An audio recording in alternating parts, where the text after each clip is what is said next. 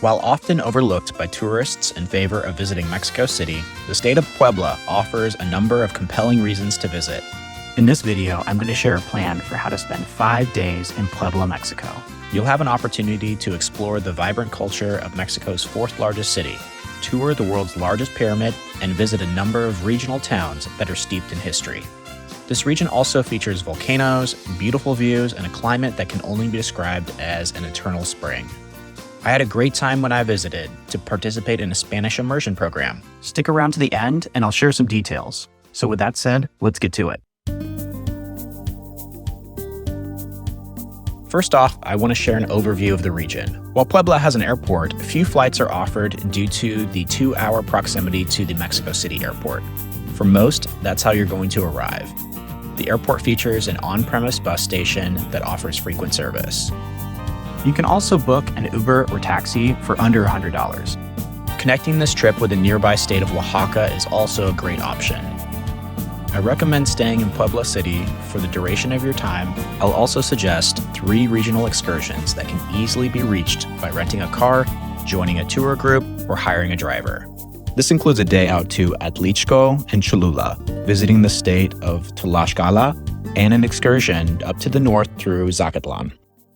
For your time in Puebla City, I recommend finding accommodations in the city center to get the full experience. What's great about Puebla is that it's one of the safer areas in Mexico and can be easily explored by foot.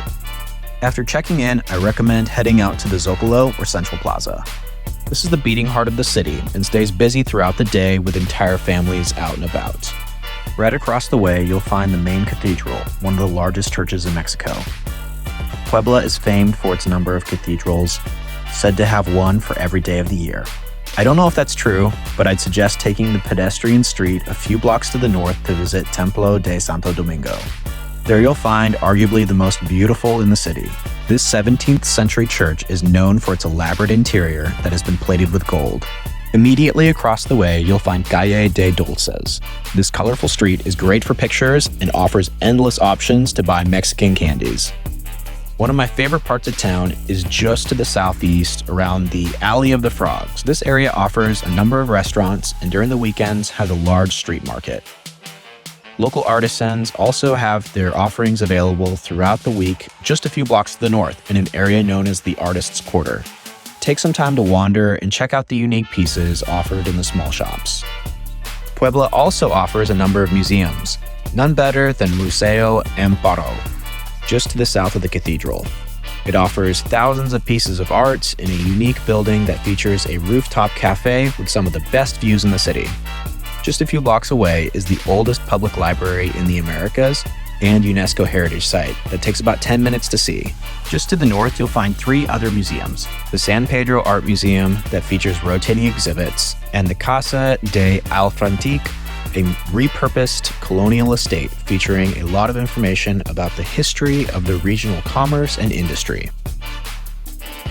Another experience that's not to be missed is the Lucha Libre wrestling held each Monday night in the arena in the southeastern part of the city center.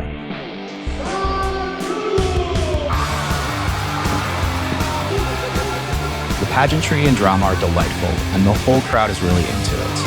I didn't feel a need to book a tour and just bought tickets with cash for readily available seats.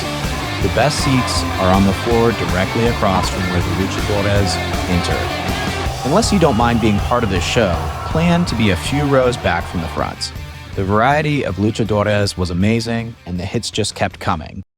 There are other parts of the sprawling city, but many do not have the same historical charm. One of these areas is the La Paz district to the west and features a number of restaurants.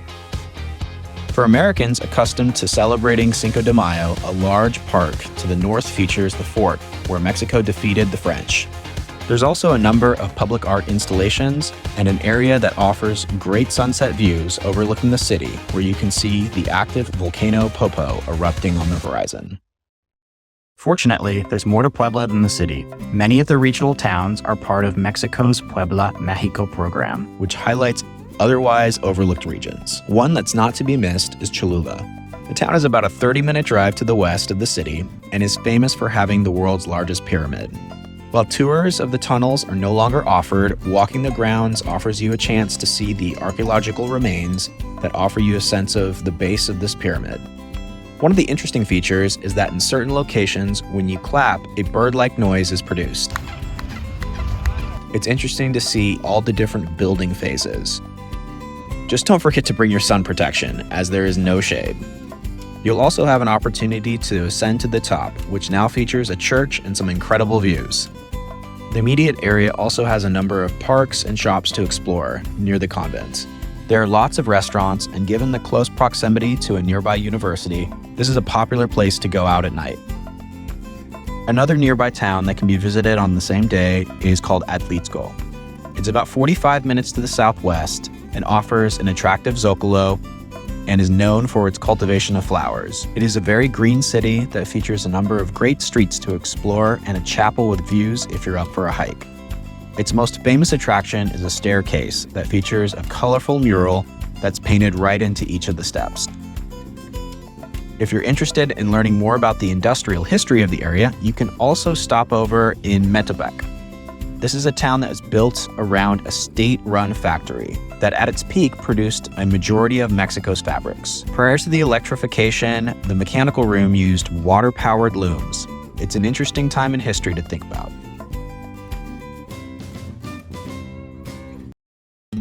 While outside the state of Puebla, the town of Tlaxcala is the capital of a small nearby state that shares its name. I really enjoyed this town. Visiting the government palace along the Zocalo is a must. It features murals that speak to the entire history of the Tlaxcala culture. Just up from the city center, you'll find a shaded path leading you up to a view that overlooks the bullfighting arena. Before exploring, make sure to stop over at what's known as the Open Chapel. This structure dates back to 1528. It was built by Franciscans and is one of the best examples of how indigenous ceremonies that were otherwise performed outdoors blended with Catholicism. The arena was open when I passed by, and I was able to observe a bullfighter practicing. The last part of town to explore is what's known as the Stairs of the Heroes. This will take you to an overlook of the city that's nicely lit up in the evening. If you have the time for a full day trip, I recommend visiting Zacatlan. To tackle the over 2-hour drive north, I purchased a bus tour package that departed from the Zocalo. Upon arrival, I encountered a charming town at the edge of where the mountains give way to the coastal plain. This abrupt cliff offers stunning views of the valley 1,500 feet below. The town features some beautiful murals, walkable streets, and a renowned clockmaker. You'll also have plenty of opportunities to sample the local wines. Just down the road, I highly recommend stopping at Quetzalapan. This park features a beautiful waterfall that's worth the hike down to see. Many tours will also stop in the town of Chignahuapan, which is famous for its high production of Christmas ornaments and being home to the largest carving of the Virgin Mary. During my trip, I also wanted to set aside some time to improve my Spanish. I signed up for the Livit Immersion program.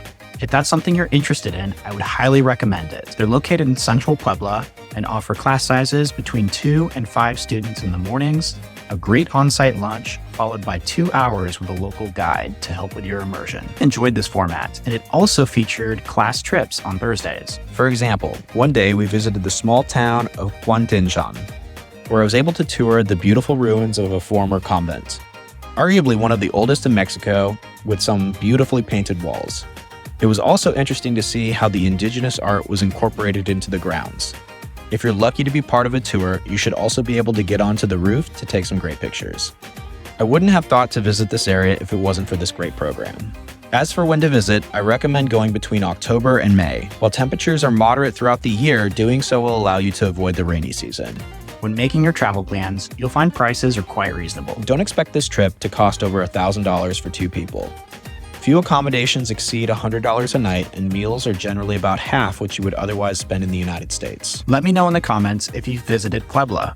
I'd love to hear what you thought about it and whether I've missed anything in this video. Make sure to check out my other videos on where to go next. If you found this to be helpful, please like and subscribe. While I'm sure this could be your next perfect trip, stay tuned to see what's next.